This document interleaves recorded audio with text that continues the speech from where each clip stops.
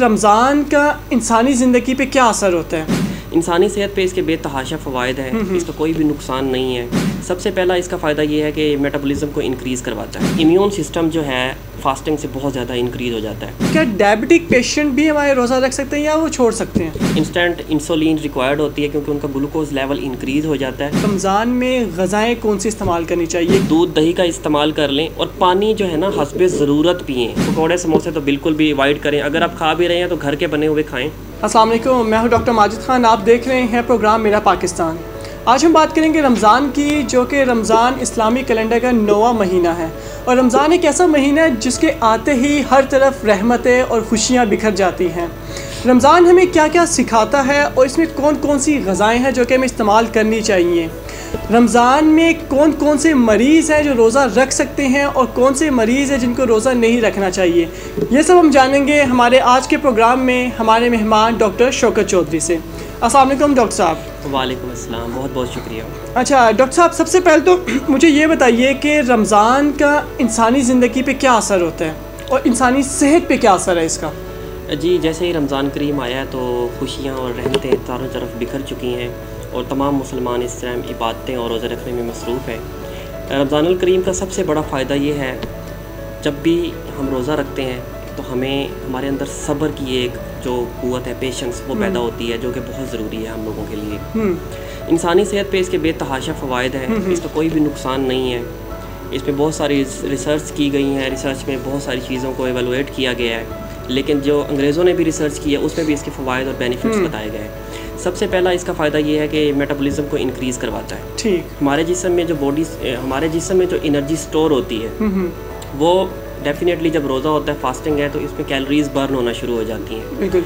तो कैलोरीज़, बहुत सारे लोगों का वेट लॉस जो है वो रोज़े के साथ बहुत सारे लोग जो है रोज़े के साथ अपना वेट जो है ना लूज़ कर सकते हैं, जो कि बहुत इंपॉर्टेंट है। वैसे लोग ट्रेडमिल पे दौड़ रहे होते हैं कैलोरीज़ बर्न करने के लिए, तो ये उन लोगों के लिए एक बेहतरीन महीना है जो लोग अपना वेट लूज़ करना चाहते हैं। इसके साथ साथ इम्यून सिस्टम जो है फास्टिंग से बहुत ज़्यादा इंक्रीज़ हो जाता है। जैसे कि आजकल कोरोना वायरस का पेंडेमिक चल रहा है, तो लोग परेशान हैं बहुत ज़्यादा।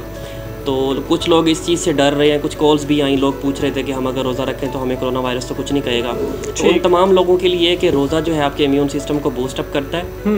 रोज़ा रखना चाहिए, हर हाल में रोज़ा रखें, क्योंकि इसमें ये होता है कि कुछ आपके जो एंटीबॉडीज़ हैं वो न्यू बनना शुरू होती हैं, और न्यू एंटीबॉडीज़ जब भी बनती हैं तो वो ज़्यादा बेहतर तरीके से वायरस के अगेंस्ट जो है ना वो लड़ सकती हैं। इसी तरह से टेस्टोस्टेरोन लेवल भी इसमें इंक्रीज़ हो जाता है। तो ये हमारी सेहत के लिए बहुत ज़बरदस्त है। हमारी सेहत पे इसके बहुत ज़्यादा इफ़ेक्ट्स हैं। रोज़ा तमाम लोगों को रखना चाहिए, सिवाय उनके जो लोग बीमार हैं या बूढ़े लोग हैं या सफ़र में हैं। ठीक हो गया।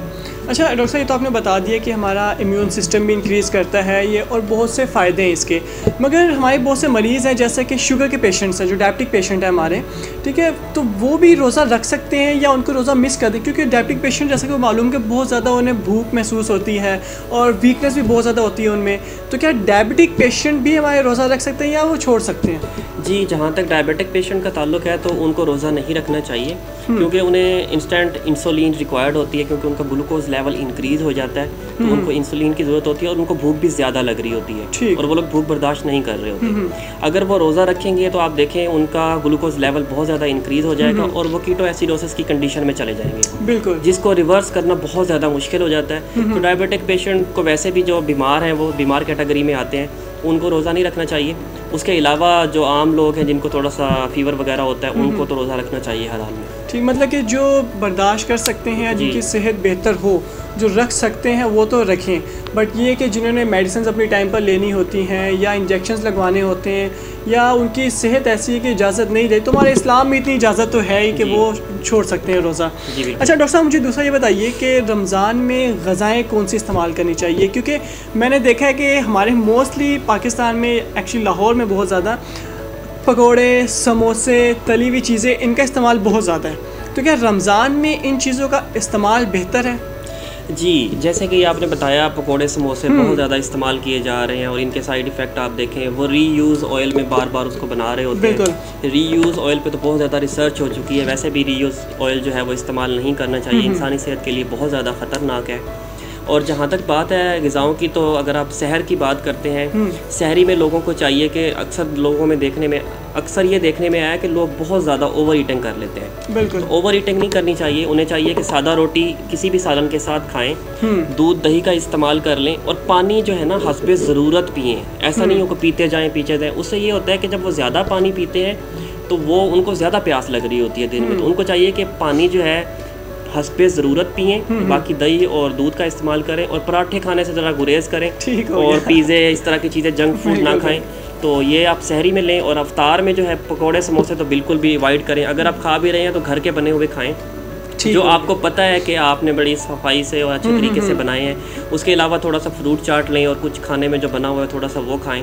पानी थोड़ा थोड़ा करके पिएं। ऐसा नहीं है कि जैसे रोज़ा अफ्तार किए आप गिलास भर भर के पानी पीते जाएं। पानी आराम आराम से पिएं, क्योंकि वो आपका ही पानी है, आप आराम से पीते रहे, कोई ऐसी बात नहीं। बिल्कुल ऐसा ही है जी, बिल्कुल वो पानी आप ही का है। ये नहीं करना कि अफ्तारी होते ही 3-4 गिलास पानी पी लिए, उसके बाद ना कुछ खाने की हिम्मत रही, ना नमाज़ पढ़ने की हिम्मत रही। तो ये तो हो गया हमारी सहरी और अफ्तारी की रूटीन की। अगर आप इस रूटीन को अपनाएंगे तो आपको फ़ायदा ही फ़ायदा होगा।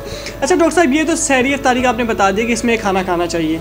एक्चुअली इस रमज़ान में मैंने देखा है कि रूटीन हमारी बहुत ज़्यादा डिस्टर्ब हो जाती है। होना तो ये चाहिए कि रमज़ान में हमारी रूटीन अच्छी हो जाए, बजाय इसके हम रूटीन को बहुत ज़्यादा डिस्टर्ब कर लेते हैं। तो आपके ख़्याल में बेहतरीन रूटीन क्या होनी चाहिए रमज़ान में, जो आपकी सेहत भी बेहतर करे और आपके इस्लाम के मुताबिक भी अच्छा चले? जी देखिए, अगर आप अफ्तार के बाद से रूटीन को लेके चलते हैं, तो आप अफ्तार के बाद थोड़ा सा मगरिब की नमाज़ पढ़ें। मगरिब की नमाज़ पढ़ने के बाद थोड़े से 30 मिनट का टाइम होता है, आप वॉक कर लें। वो बेहतरीन है, क्योंकि आपने खाना वगैरह खाया हुआ है। कुछ लोग खाना खाने के फ़ौरन बाद लेट जाते हैं, नमाज़ भी नहीं पढ़ते। तो उन लोगों के लिए ये है कि नमाज़ पढ़ें, और उसके बाद आप वॉक करें। वॉक करने के बाद आप इशा की नमाज़ पढ़ के, तरावी पढ़ के, उसके बाद आप कोशिश करें कि आप 10 से 10:30 तक सो जाएं।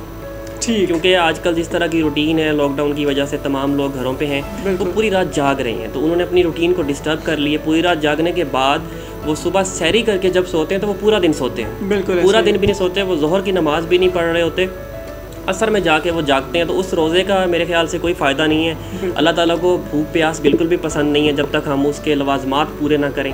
रोज़े का मकसद है कि हमें एटलीस्ट अपने आसपास के लोगों का भी ख्याल रखना चाहिए, और हमें नमाज़ें भी पूरी अदा करनी चाहिए, कुरान मजीद भी पढ़ना चाहिए। तो उसमें ये है कि आप 10:30 तक सो जाएं, उसके बाद आप उठें, आप सहरी करें। सहरी करने के बाद फजर की नमाज़ पढ़ें। फजर की नमाज के बाद आप 1 पारा या 2 पारा जितना भी हो सकता है कुरान मजीद की तिलावत करें। उसके बाद आप चलो 1-2 घंटे, क्योंकि रूटीन ऐसी है लोग सोते हैं, तो 1-2 घंटे के लिए और सो जाएं आप। उसके बाद 8 बजे आप उठ जाएं। आपको कहीं ऑफिस का काम करना है ऑनलाइन, आप वो करें और आप फ्रेश हो जाएं, क्योंकि जब आप पूरा दिन सोते हैं तो आप मेंटली फ्रेश नहीं होते, तो रोज़े का वो मकसद भी पूरा नहीं हो रहा होता। बिल्कुल ऐसा ही है। तो इस तरह से रूटीन को लेके चलें। और जो लोग सारी रात जाग रहे होते हैं उनको मेरा यही मैसेज है कि वो अपनी रूटीन को ज़रा चेंज कर लें। 10:30-11 बजे तक वो बेड पे चले जाएं, सो जाएं, और अफ्तारी के बाद, सहरी के बाद जो है कुरान मजीद की तिलावत करके उसके बाद थोड़ा सा मज़ीद रेस्ट कर लें। इस तरह से अगर रूटीन को रखेंगे तो उनका रोज़ा भी अच्छा रहेगा, और अल्लाह ताला को भी रोज़े का जो अल्लाह ताला ने वादा किया है कि मैं रोज़े का अजर खुद दूंगा, तो डेफिनेटली वो अजर भी बेहतर मिलेगा। अब पूरा दिन जो लोग सो रहे हैं, मगरिब से 2 मिनट पहले उठ के रोज़ा अफ्तार करते हैं, तो वो तो डेफिनेटली अल्लाह ही बेहतर जानते हैं। बिल्कुल डॉक्टर साहब, ये आपने बिल्कुल सही बात की है कि रोज़ा इसलिए नहीं है कि हम लोग भूखे प्यासे रहें। सिर्फ रोज़ा हमें बहुत सी चीज़ें सिखाता है, और रमज़ान ही वो महीना है जिसमें कुरान पाक भी नाजिल हुआ। इसमें कुरान पाक की तिलावत भी ज़्यादा से ज़्यादा हमें करनी चाहिए। और रमज़ान में सिर्फ भूखा प्यासा नहीं रहना, हमने सीखना है कि रमज़ान में हमें क्या क्या चीज़ें हैं जो हम सीख सकते हैं। ये बल्कि ये बात भी मैं डॉक्टर साहब आप ही से पूछूंगा, हमारे व्यूवर्स को बताइए कि रमज़ान हमें क्या क्या सिखाता है। रमज़ान हमें सब्र सिखाता है, रमज़ान हमें एक दूसरे की हेल्प करना सिखाता है। अगर हम रोज़ा रख के झूठ बोल रहे हैं, अपने साथियों से हसद कर रहे हैं, गीबत कर रहे हैं, या उनका ख्याल नहीं कर रहे, या गाली दे रहे हैं, या गंदी निगाहों से देख रहे हैं, तो उस रोज़े का अल्लाह ताला को कोई फ़ायदा नहीं है, और उस रोज़े का हमें भी कोई फ़ायदा नहीं है। क्योंकि अगर रोज़ा रख के अगर हमने वो सारी चीज़ें करनी हैं, बुरे अमाल करने हैं, तो उस रोज़े का तो अल्लाह ताला को कोई फ़ायदा नहीं है। रोज़ा रखने का मकसद ये है कि हमारे हाथों का भी रोज़ा होना चाहिए, हमारी आंखों का भी रोज़ा होना चाहिए, हमारे कानों का भी रोज़ा होना चाहिए। हमें वो तमाम अच्छी आदतें अपनानी चाहिए। और झूठ, सबसे इम्पोर्टेंट चीज़ ये है कि रोज़ा हमें सिखाता है कि हम झूठ बोलना छोड़ दें, क्योंकि अगर रोज़े में भी आप झूठ बोल रहे हैं तो दैट्स मीन आपका कुछ नहीं हो सकता। आपको चाहिए कि आप सच बोलें और अपने लोगों का ख्याल करें। जैसा कि कोरोना वायरस की वजह से आजकल तमाम लोग अपने घरों में, ख़ास तौर पे सफ़ेद पोश लोग जो हैं वो अपने घरों में महदूद हैं, उनके पास कारोबार नहीं है, कुछ नहीं है। अगर आप अपने घर में दस्तरखान लगा रहे हैं तो कोशिश करें कि उस दस्तरखान में से थोड़ा सा हिस्सा अपने आसपास के 10-15 घरों में आप नज़र डालें। अगर उनको ज़रूरत है तो उनको दें, या वैसे भी अगर आप बहुत सारी डिशेस बना रहे हैं तो कोशिश करें कि 2-3 डिशेस से गुजारा कर लें, क्योंकि गुजारा हो जाता है, इससे ज़्यादा खाया भी नहीं जाता इफ्तार में। तो आप उन लोगों का ख्याल करें और ये चीज़ अल्लाह ताला को बहुत पसंद आएगी। अल्लाह ताला बेशक हम सब पे कादिर है और अल्लाह ताला ही हम सब में बेहतरीन है और वो हमें इसका अजर देंगे। डॉक्टर साहब आप भी कोशिश करें, मैं भी कोशिश करूं, हम तमाम लोगों को मिलकर कोशिश करनी चाहिए कि हम अपने आसपास के लोगों का ज़रूर ख्याल रखें। और जैसे कि रमज़ान करीम के आज 8 रोज़े हो गए माशाल्लाह, तो ईद भी आने वाली है, तो हमें चाहिए कि ईद पे भी हम अपनी खुशियाँ जो है उसमें से कुछ हिस्सा गरीबों के लिए बचा के रखें और उनको भी हम दें, क्योंकि जैसे कि मार्केट्स वगैरह सारी चीज़ें इस दफ़ा बंद हैं, तो डेफिनेटली खुल जाएंगी तो लोग शॉपिंग करेंगे बहुत ज़्यादा, तो उन्हें चाहिए कि इतनी ज़्यादा शॉपिंग ना करें जो उनकी ज़रूरत से ज़्यादा है। हमें चाहिए कि हम वो पैसे थोड़े से सेव करके हम गरीबों की हेल्प करें। बिल्कुल बिल्कुल सही कहा आपने, बहुत बहुत शुक्रिया आपका डॉक्टर साहब। आपने बहुत ही अच्छे तरीके से सेहत के मुतालिक भी बताया हमारे व्यूवर्स को कि हमें कौन कौन सी ग़िज़ाएँ इस्तेमाल करनी चाहिए और किन किन ग़िज़ाओं से परहेज़ करनी चाहिए, कौन से मरीज़ है जो रोज़ा रख सकते हैं और कौन है जो नहीं रख सकते।